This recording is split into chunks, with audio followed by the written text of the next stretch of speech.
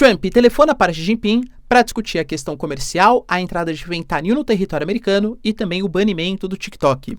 Vale lembrar que uma nova rede social chinesa está abrigando os chamados refugiados do TikTok, com parte da população americana, principalmente mais jovens, garantindo que eles não querem mais ceder seus dados para os Estados Unidos e sim para o Estado chinês. O que será que isso significa, hein, pessoal?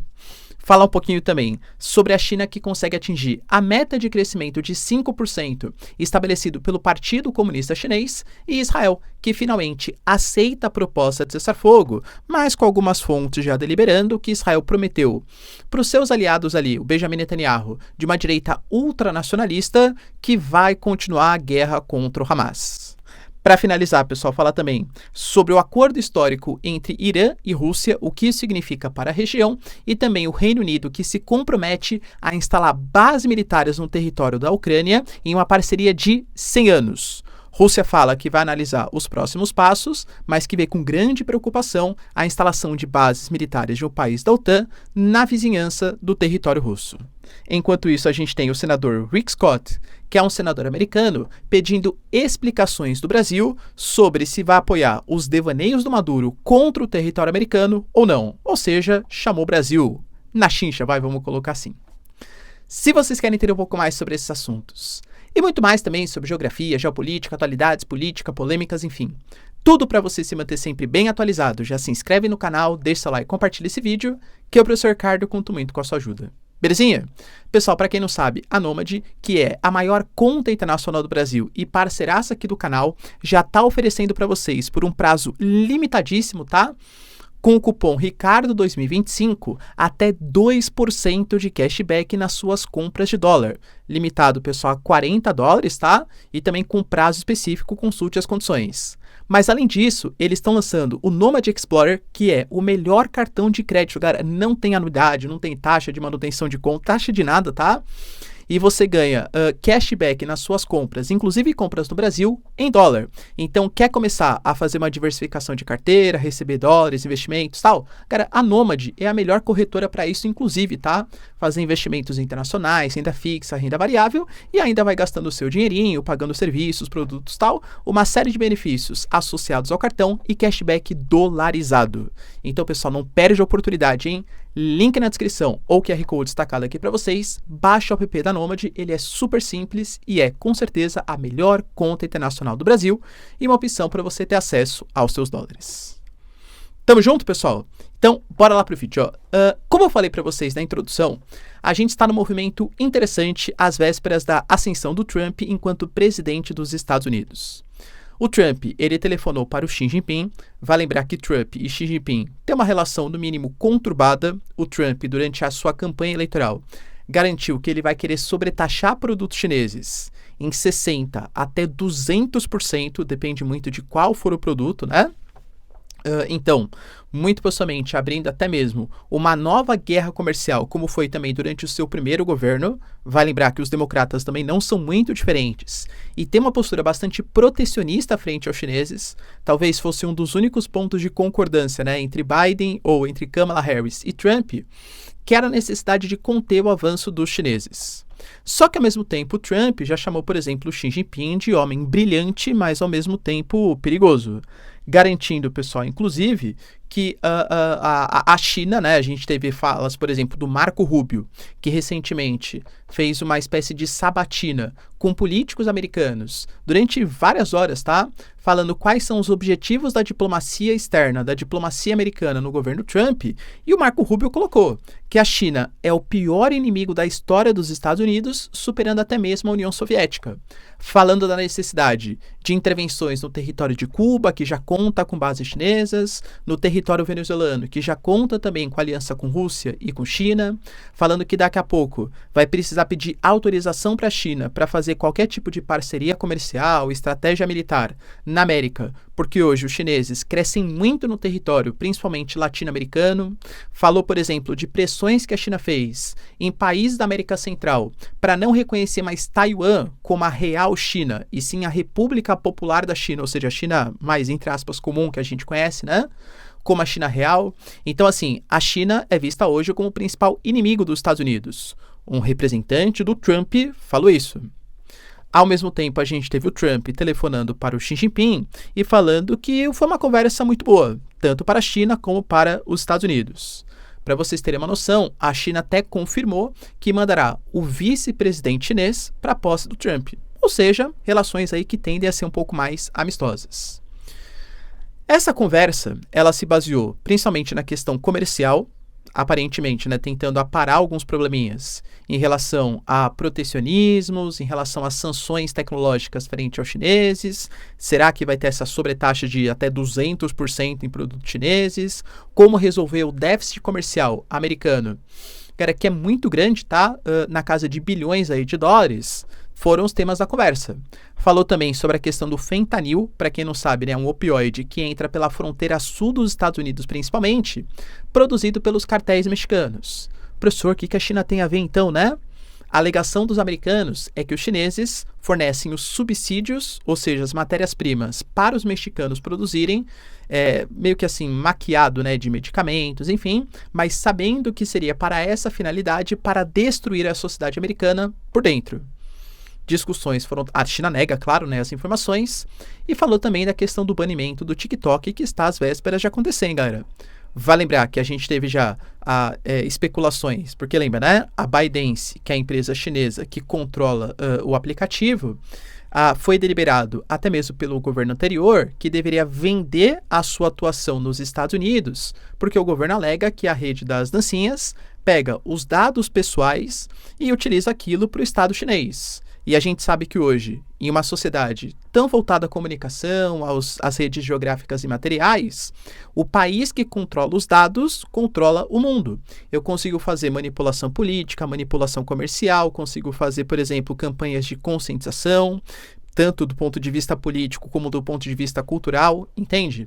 Então os americanos estão muito preocupados porque os chineses estão ficando com os dados da população norte-americana em suas mãos e não sabem exatamente qual a finalidade. Professor, mas é muito perigoso mesmo, né? Sim, os americanos ficarem com os nossos dados... Professor, mas eu não forneço meus dados para os americanos. Se você tem, por exemplo, um celular Samsung que usa Android é Google, está fornecendo dados. Não, professor, meu celular é Apple.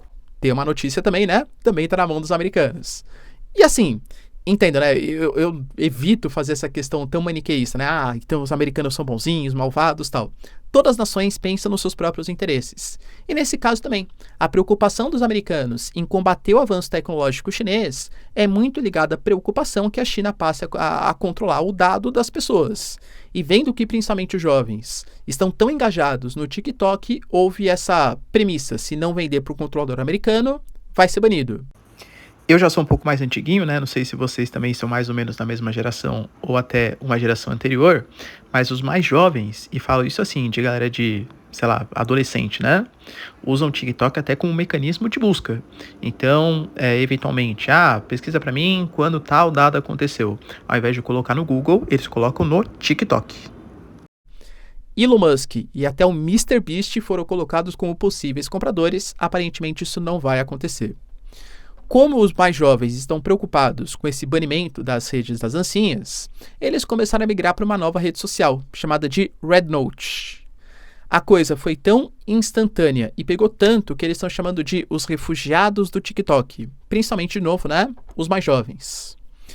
Quando você pergunta o porquê houve essa migração, eles estão usando a hashtag e tudo tal, né, eles estão falando que, na verdade, o que existe é um certo racismo, enfim, né, do governo americano, colocando que os chineses seriam responsáveis pelas principais mazelas, tal, mas que a população mais jovem gosta dos chineses.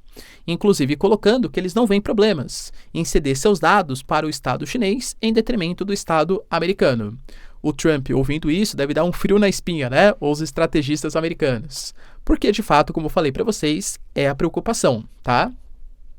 Só que esse RedNote, olha que interessante. Ainda não deu tempo, pelo menos são as alegações feitas pela mídia chinesa e americana, de fazer uma espécie de separação. Por exemplo, né, o TikTok, por exemplo, da China é diferente do TikTok americano.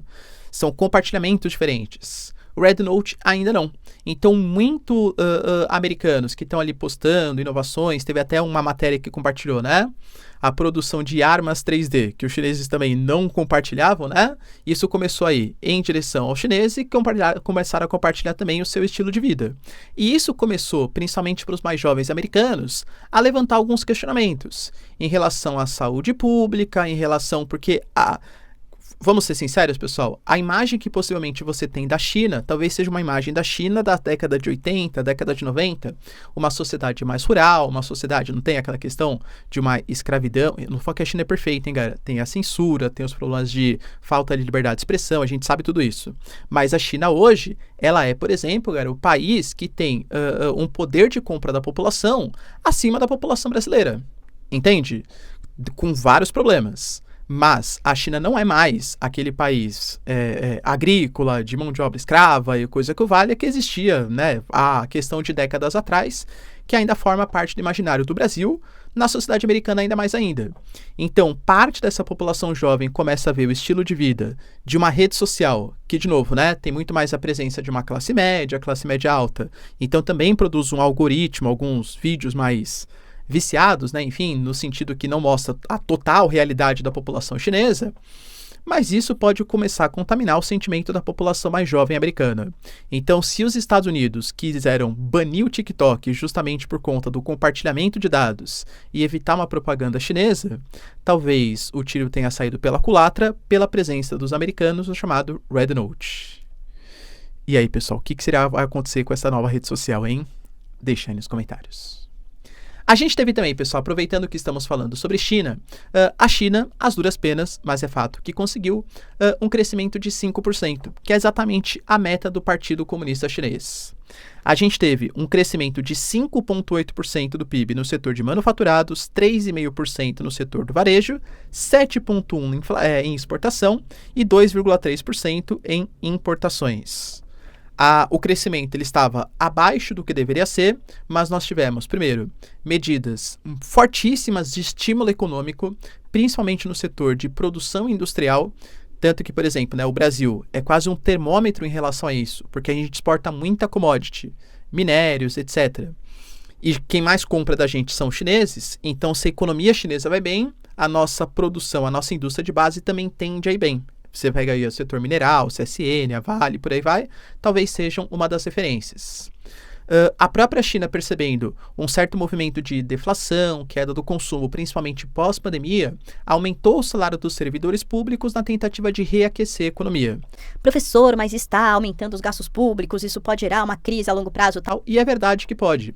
A China ela atravessa alguns problemas para o futuro, né? Atravessa crise no setor imobiliário, por exemplo, com uma especulação imobiliária gigantesca e a formação das chamadas cidades fantasmas. A China atravessa um movimento de queda populacional com envelhecimento populacional que pode trazer problemas, porque se você tiver o aumento da população idosa com mais de 1,3 bilhão de habitantes, isso é de fato bastante complicado. Tem a questão dos movimentos separatistas, conflitos regionais no mar da China Meridional, mas é fato também que eu já ouço falar que a China vai explodir uma crise. Sou professor de geografia, vamos ver, né? 30 anos, há quase uns 18 anos aí. Isso nunca de fato explodiu, né? Tá? Ou seja, o Estado chinês ele continua conseguindo reaquecer a economia chinesa. Será, pessoal, que teremos uma grande crise no futuro próximo da China com essas medidas econômicas do Estado chinês? Deixa aí nos comentários.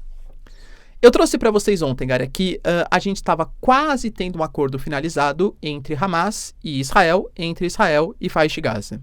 Pois bem, a mídia colocou que Israel finalmente aceitou o acordo de cessar-fogo, que vai começar a valer a partir de domingo. Vão ser algumas fases, né, desse acordo, sendo que a primeira fase envolve a libertação de 33 reféns que estão sob domínio do Hamas. Nem todos necessariamente estão vivos, tá? Pode ser só um translado aí de corpos, né? Enfim. E a soltura de mais de 1.000 soldados, ou militantes, palestinos. A gente teve, ou vai ter, ainda hoje, na sexta-feira, enquanto eu gravo para vocês, a ratificação pelo Conselho de Ministros do governo israelense, mas que dificilmente não vai acontecer.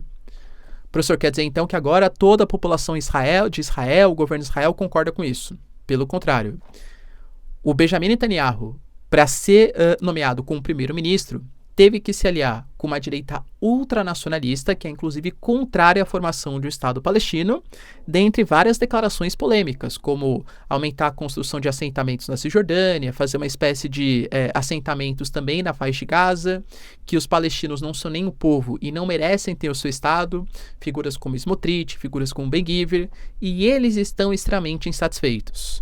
Por exemplo, a gente teve o Ben-Gvir colocando que o acordo que está tomando forma é totalmente imprudente e apagaria todas as conquistas da guerra que foi travada nos quase 15 meses aí de conflito, desde 7 de outubro do ano passado. Professor, mas por que o Ben-Gvir fala isso, né? Porque a gente sabe que essa ala mais de uma direita nacionalista alega que não pode existir o Hamas para continuar o conflito. E, pelo menos o acordo de paz ou de cessar-fogo que está sendo estabelecido, ele não prevê a eliminação do Hamas do território. E sim, a tirada ali, a chegada de ajuda humanitária, prevê, por exemplo, que Israel tire as suas tropas de algumas regiões mais povoadas e faça com que a população palestina da faixa de Gaza possa voltar ao norte do território, entende? Então, algumas coisas assim, mas que não prevê a eliminação do Hamas. O próprio Smotrich também colocou que seria uma catástrofe esse acordo.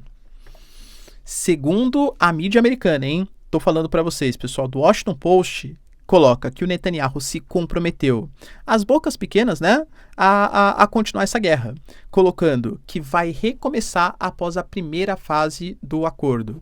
Ou seja, a ideia do Benjamin Netanyahu não é, de fato, segundo o Washington Post, estabelecer uma paz definitiva, e sim libertar alguns reféns mais urgentes, até porque é uma pressão gigantesca da população, e aí, a partir desse momento, voltar o conflito. Porque, de novo, ele não pode perder o apoio dessa direita ultranacionalista que mantém a sua base governamental. Ou seja, vocês acham que está próximo de um acordo? Cara, mas muito longe, tá? Um acordo, talvez uma paz, envolveria até a criação do Estado palestino, reconhecimento, sem um grupo também que queira destruir o Estado de Israel. O Hamas se fortaleceu do ponto de vista ideológico, radicalizando não só a faixa de Gaza, mas também a Cisjordânia, e Israel não parece disposto a reconhecer um Estado palestino. Até teve a aprovação de uma lei pelo parlamento israelense no ano passado que impede o reconhecimento por parte do Estado de Israel de um Estado palestino. Ou seja, a paz está extremamente distante e talvez nem nesse cessar-fogo eu tenda a acreditar. O Antony Blinken, que é o representante dos Estados Unidos, que fez uma série de viagens em direção ao Oriente Médio, também está se despedindo da população americana e foi prestar ali o seu depoimento, falando sobre as ações do governo, na diplomacia, tudo tal. E nessa entrevista, um caso bem interessante aconteceu, porque um jornalista americano chamou o Blinken de criminoso, alegando que você permitiu que os meus amigos, jornalistas, a gente teve cerca de 166 jornalistas que morreram no conflito das quase 50 mil mortes que aconteceram, fossem massacrados. Você, Antony Blinken, acabou de ajudar a destruir a nossa religião, o judaísmo, ao associar ao fascismo internacional. Porque você permitiu que o novo Olo Tananã acontecesse. Como é ter um Genô Tananã como seu legado? Ele interrompeu a abertura do discurso do Antony Blinken para fazer essa crítica. A gente teve outros militantes ali também, que também protestaram contra o Antony Blinken, mas para mostrar para vocês como, principalmente parte da população mais progressista americana, ficou totalmente inconformada com a maneira como o Biden lidava com a guerra. Vai lembrar, pessoal, que ao mesmo tempo os republicanos também ficavam inconformados, alegando que ele era muito bonzinho com os movimentos palestinos e que talvez uma postura como a do Trump, que fala que a paz virá mesmo pela força, fosse muito mais efetiva. A gente teve também, pessoal, um acordo histórico sendo assinado entre Irã e Rússia, que promete uma cooperação pelos próximos 20 anos.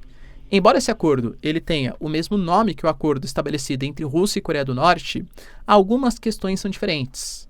Eu até tratei para vocês, Será que a gente vai ter uma obrigatoriedade de defesa? Em que sentido? Quando Kim Jong-un e Putin assinaram um acordo, dentre vários outros intercâmbios tecnológicos em relação a satélites, equipamentos, armamentos, houve também a promessa de uma defesa mútua. Ou seja, se a Rússia for atacada, os norte-coreanos a defendem, e se a Coreia do Norte for atacada, os russos defendem a Coreia do Norte. No caso do Irã, isso não aconteceu. Intercâmbios no setor de energia, no setor de infraestrutura, no setor de defesa também, mas não com uma obrigatoriedade de defesa. Por exemplo, a gente sabe que o Irã está desenvolvendo bastante o seu programa nuclear, tanto para fins pacíficos, como a bocas pequenas, a IA coloca também para fins bélicos. Uma das maiores usinas nucleares do Irã está sendo feita em conjunto com os russos. A Rússia promete, por exemplo, investir numa espécie de corredor logístico que passa pela Rússia, Azerbaijão e Irã, aumentando o intercâmbio comercial, econômico entre os três países. A gente tem, então, uma parceria, e vale lembrar que o Irã, ele fornece, inclusive, os Shahed 136, os drones kamikaze utilizados na guerra Rússia e Ucrânia. Então, esse acordo reforça um laço estratégico entre Rússia e Irã, mas tanto segundo o Pezeshkian, que é o presidente iraniano, como segundo a Rússia, não prevê um acordo de defesa mútua. Já aproveitando que estamos falando de acordos históricos e estratégicos, Keir Starmer, primeiro-ministro do Reino Unido, extremamente pressionado pelas declarações do Elon Musk, enfim, né? Fez aí a sua primeira visita a Kiev. Aliás, o Zelensky já estava reclamando, alegando que os outros líderes, Rishi Sunak, Boris Johnson, Liz Truss, tinham feito visitas a Kiev muito antes, não demorou tanto tempo como o Keir Starmer. Então ele já vinha um pouco pressionado. Pois bem, pessoal, anunciou um acordo histórico, hein? Acordo de cooperação de 100 anos. Esse acordo prevê, dentre outras questões, a produção de drones, na Ucrânia por parte do Reino Unido e, segundo o Reino Unido, estudos para a implementação de infraestrutura de defesa na Ucrânia, incluindo bases militares, armazéns logísticos e instalações de armazenamentos de reserva para equipamentos militares. O que Starmer coloca que o Reino Unido vai desempenhar um papel completo, porque não se trata apenas de soberania da Ucrânia, mas também de defesa de todo o continente europeu. O Reino Unido, desde sempre, do início do conflito, talvez não do ponto de vista econômico, porque não tem capacidade que os alemães têm, por exemplo, mas do ponto de vista simbólico, o Boris Johnson foi o primeiro chefe de Estado a visitar Kiev, pelo menos europeu. A gente teve a Liz Truss, o Rishi Sunak, o próprio Keir Starmer, colocando sempre declarações muito fortes contra os russos. Até quando, naquele momento em que a Rússia usou os mísseis Oreshnik contra a Ucrânia, o Reino Unido fez, o chefe comandante militar colocou: vocês querem que a gente mobilize as nossas tropas para hoje, para talvez atacar a Rússia? Não sei se conseguiriam, é fato, tá? Mas nas declarações, o Reino Unido simbolicamente sempre apoiou muito os ucranianos.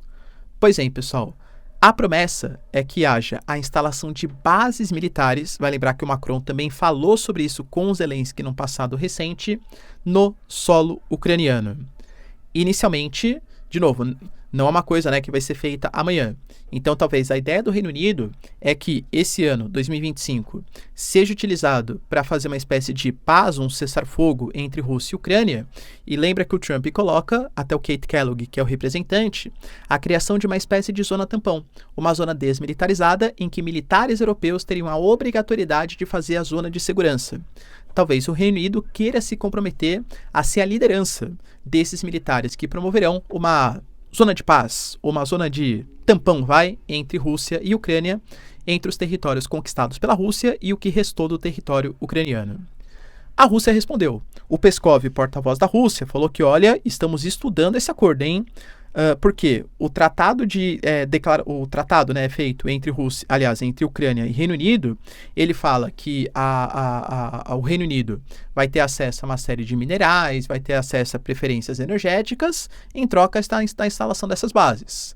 Mas, segundo Peskov, dado que a Grã-Bretanha pertence à OTAN, o avanço de infraestrutura militar em direção às nossas fronteiras é bastante perturbador. Em qualquer caso, analisaremos melhor. Ou seja, o Reino Unido aparentemente planeja colocar militares às portas da Rússia. Professor, e se a Rússia atacar e matar, por exemplo, um militar britânico, que faz parte da OTAN, é guerra Rússia e OTAN porque matou um militar britânico? Não, porque a Rússia teria atacado a Ucrânia e, como uma espécie de efeito colateral, entre aspas, morreu um militar britânico.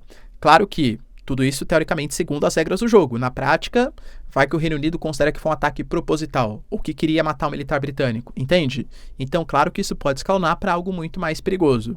Mas, quando a gente estava tendo aquele momento, no ápice, em que o Macron discutia, junto com o Canadá, países bálticos, que a OTAN colocasse bases ou tropas na Ucrânia, a gente teve palavras do Lloyd Austin, enfim, colocando que eles poderiam colocar.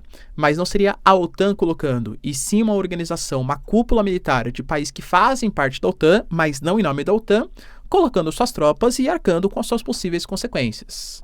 Ou seja, aparentemente é uma vontade dos britânicos ou até dos europeus. Para finalizar, pessoal, a gente teve também, para quem não se lembra, o Maduro. Pouco depois da sua posse presidencial em eleições, no mínimo conturbadas e fraudadas, ele fez uma declaração colocando que a Venezuela, que se inspira em Simón Bolívar, tem uma luta pela liberdade latino-americana, enquanto os americanos, com as suas pretensões imperialistas, têm um ideal de dominação, de imperialismo no continente latino-americano, e que a prova disso era Porto Rico. Até por isso, a Venezuela instaria o exército brasileiro, colocou até o batalhão Abreu e Lima como referência, a libertar Porto Rico. Para quem não sabe, Porto Rico foi anexado pelos Estados Unidos no final do século XIX e se tornou um estado, não um estado, né, porque para ser um estado de fato deveria ter algumas vantagens ou também obrigações políticas, mas não tem o direito, né, a voto, colégio eleitoral e coisa que o valha. Mas uma espécie de território, que pertence aos Estados Unidos, os cidadãos ali que moram, né, por exemplo, são cidadãos considerados cidadãos norte-americanos, bem no comecinho do século XX. Já coloquei para vocês que a população de Porto Rico, sempre que votou por maior integração frente aos Estados Unidos e não separação frente aos americanos. Mas o Maduro fala que eles precisam de liberdade. Até, galera, convenhamos, declaração do Maduro, né? Convenhamos que a credibilidade é muito pequena. A gente teve pouco mais de 10 países da Organização dos Estados Americanos que acabaram de assinar uma lei que rechaça as eleições venezuelanas. O Brasil não assinou, tá? O Brasil faz parte da OEA. A questão é que ele colocou o exército brasileiro, colocando que faria uma operação contra Porto Rico, que é um estado ou que é um território que pertence aos Estados Unidos, ou seja, o Brasil faria uma ação militar em conjunto com os venezuelanos para atacar Porto Rico, enfim, né? A gente teve um senador, que é o senador Rick Scott, colocando que quer um posicionamento firme de que o Brasil não será um peão dos jogos doentios de Nicolás Maduro. Como eu trouxe para vocês, o Brasil, se fosse eu, tá? Me declara, olha, não sei o que o Maduro quis dizer com isso, não estamos a fim de invadir um território americano, tá? Maduro, se vire aí com seus problemas, tá? O porquê ele utilizou o Brasil como referência também é muito difícil saber.